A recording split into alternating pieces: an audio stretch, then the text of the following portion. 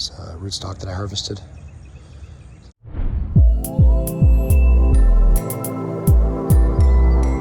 Alright, so in this video I want to show you how to harvest apple tree rootstock and how easy it is. So you'll notice behind me I have a crabapple tree. If you have access to a crabapple tree in your yard, this is going to be super easy, and you could probably already guess where I'm going with this. So looks like this. These are crab apples. Crab apples have lots of fruits, they have lots of seeds, and so if you look on the ground growing right out of your grass, you probably have tons of little baby apple trees. And near the base you'll actually have a lot of suckers off of the main trunk. This tree is amazing at producing tons of suckers. So let me show you how to harvest free apple tree rootstocks. All right, so if I just take a look on the ground, you can just see apple trees just popping out of the grass. So right here, apple tree, apple tree, apple tree, apple tree, apple tree, apple tree. They're just popping up everywhere.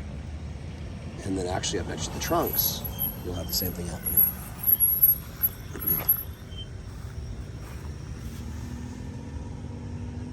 And I love this for a rootstock because, I mean, I mow it and it still thrives and it still comes up, and you step on it. It puts up with the Japanese beetle grubs and everything else that's in the soil, and it just keeps growing. So it's an extremely aggressive, almost invasive rootstock. And I'm not saying invasive things are good, but if you want to have a successful apple tree, having a rootstock that's unstoppable, in my opinion, is a good idea. So I know I might get a few angry comments, and I might be misappropriating the word invasive. I don't know if you can consider an apple tree to be invasive. But this is especially good if you're learning how to graft. So I'm not going to show you how to graft because I'm just barely figuring out how to do grafting. So I'm just going to do grafting, and then as I have more and more successes, eventually I'll probably show other people how to do it before I get roasted for my technique. But anyway, tons of little apple tree suckers. And then over here, this particular crab apple is even more ridiculous. I mean, there's probably like 40 or 50 little baby apple tree rootstocks just popping up right out of the soil right here. So more over here, apple tree, apple tree. Oh, that's not an apple tree. But once you get used to seeing them, you'll spot them from the other side of your yard.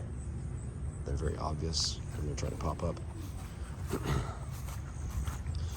The best way to harvest them, in my opinion, is to get a shovel like this, just so you know you can get the entire root, just in case it has a deep tap root. You don't really have to worry about that on apple trees, but I still love this transplanting spade. I couldn't think of the word. So I'm probably gonna just take this whole cluster right here.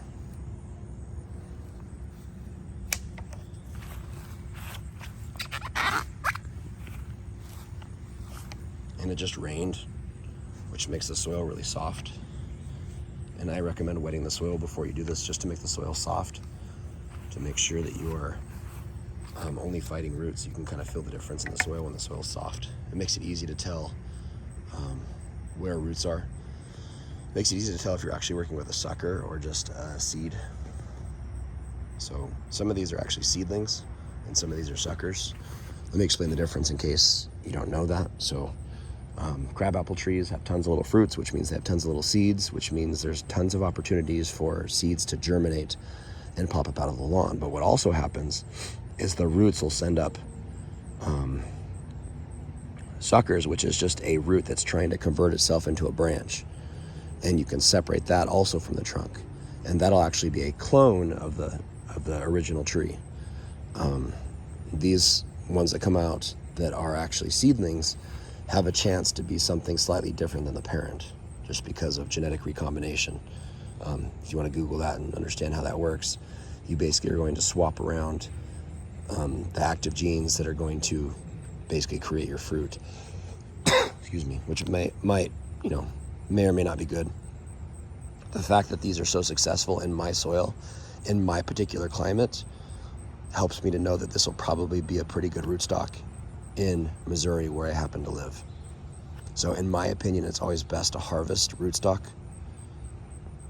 in the area you plan on planting the trees, just to make sure that you have the best variety for your particular soil.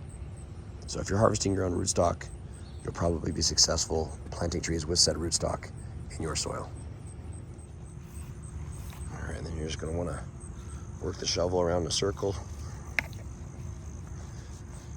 making sure to have enough roots for room for a little bit of roots. And then what I usually do is I'll pop these up in a non-direct sunlight area just to let them get established, separated from the mother plant, especially if it's a sucker. And I believe this is because when I was pulling it back like this, I heard a pop, which usually means I separated it from the mother plant. So hopefully I have enough roots for this thing to support its own leaf mass. And I'll look at it, and if not, what I typically do with rootstock is I'll cut this back to just 1 or 2 leaves, so it'll be easily able to support, the bottom part will be able to support the top part. So the more leaves you have, the more roots you need. And if you don't have enough roots, you're gonna have to cut some off. And that, you might not wanna do that because for whatever reason, you might be emotionally attached to your little tiny plant. If you want it to survive, make sure you don't have too many leaves compared to the number of roots. All right, so this is gonna be my rootstock, and I'll let that mature probably for a year. And then once I have some hardened 1-year-old wood, then I can take some 1-year-old wood from my improved varieties, like my Gala or my Fuji, and then I can just do like a whip and tongue graft right onto the top of that. And then it'll, as that scion, that wood I inserted. So if I insert part of a Gala apple tree branch onto this, that inserted branch would be called a scion.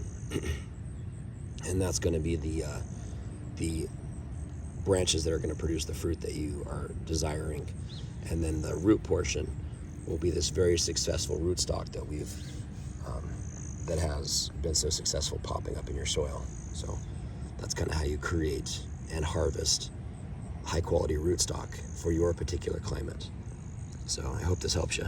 And again, this is pretty much free besides the time you spent watching a couple YouTube videos. So I hope this helps you.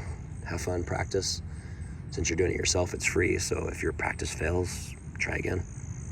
All right. I just wanted to show you what you end up with. So usually I'll leave the root ball in the soil, but I wanted to show what it looks like. So I kind of shook the soil off just so you could kind of see. And this is what this sucker looks like. So as you can see, these 2 long portions were connected, probably to this tree right here, since that's the one I'm closest to, but it's very possible it could have been from that one over there, just highly unlikely, especially since I could see these roots going back to the mother tree, so it's pretty obvious that's where they came from. But that's kind of irrelevant. The point is as you can see, there's a bunch of potential starts coming off of this rootstock. So I'll probably just put this entire thing in soil and then see which one of these grows the best. I'll probably just go ahead and take that small one off, but which one of those 3 right there grows the best. And then I'll just select for that one. And then, like I said, once it gets bigger, I'll graft onto it. You can kind of see where I mowed this. If you look right there, you can kind of see that this got mowed and still put off growth from that node right there on the left side.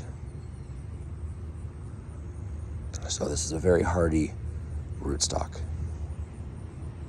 So I'm excited to practice grafting onto this. I hope this helps you. All right, here's a few root clusters. It's rootstock that I harvested. So there's 1, 2, 3. And then this one right here just has that little bud coming up right there, so 4. So 1, 2, 3, 4. And that was in one spot in the soil, so I still have tons that I could theoretically harvest.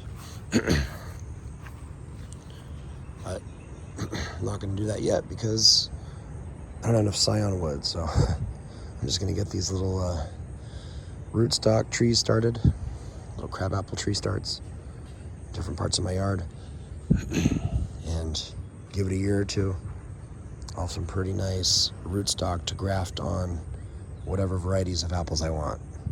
So pretty easy stuff. And I think it's pretty fun just to dig up all this free rootstock. So look in your yard. If you see little leaves like this in the soil beneath your crabapple trees or any other apple trees that have a really strong rootstock, it's probably good rootstock material. All right, went ahead and put the rootstock in the ground. You can kind of pick a nursery spot in your yard where you want to put them. I'm just going to put them where they're going to eventually be. Like I said, this rootstock is so aggressive that I'm not really that worried about it. I can't really see this one because it just has a little tiny bud, barely poking out. And that's usually how I like to do it. Put as much underground as possible and just have a little bit of leaf mass out. But eventually, those will be some pretty good rootstock trees per se, so to speak, and then I'll just prune off most of it, and then just put a scion from these. Hey, Starling. Hey. I'm holding my baby. She likes to help me. So, pretty easy experiment.